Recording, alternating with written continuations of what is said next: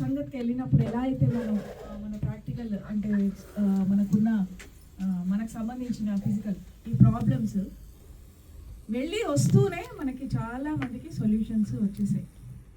So ఇలా ఆ ఇచ్ఛాసిద్ధి అనేది మనం ఎక్స్పీరియన్స్ చేస్తున్నాం ఆల్రెడీ. సో ఇప్పుడు మనకి గురు పౌర్ణమి సందర్భంగా అంటే జూలై 29కి గురు పౌర్ణమి సందర్భంగా శ్రీ కృష్ణాజీ వారు ఆ ఇచ్ఛాసిద్ధి ఇవ్వబోతున్నారు.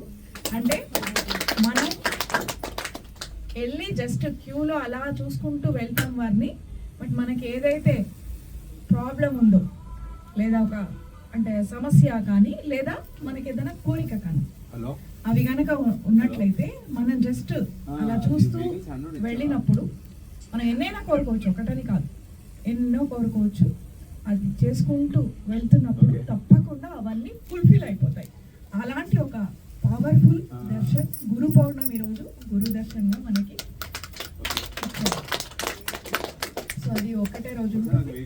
సో ఆ రోజుకి మనందరం కూడా సన్నద్ధం అవ్వాలి. లింక్ కూడా వచ్చేసింది అనుకుంటా, గ్రూప్లో పోస్ట్ చేస్తాం.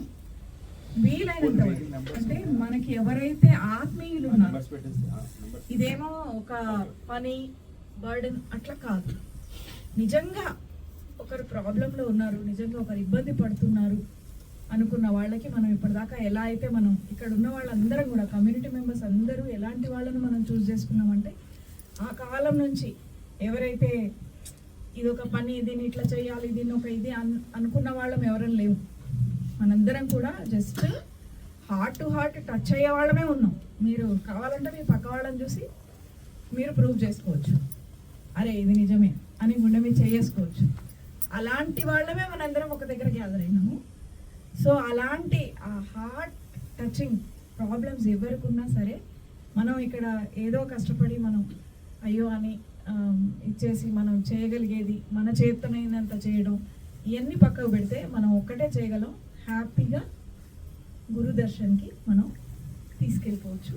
గురు దర్శన్కి తీసుకెళ్ళిపోయామంటే మనం అక్కడ ప్రాబ్లమ్స్ సాల్వ్ అవుతాయి. గురు దర్శన్ గురించి గౌరవ్జీ కూడా ఎక్స్ప్లెయిన్ చేయాలని నేను ఒక నిమిషం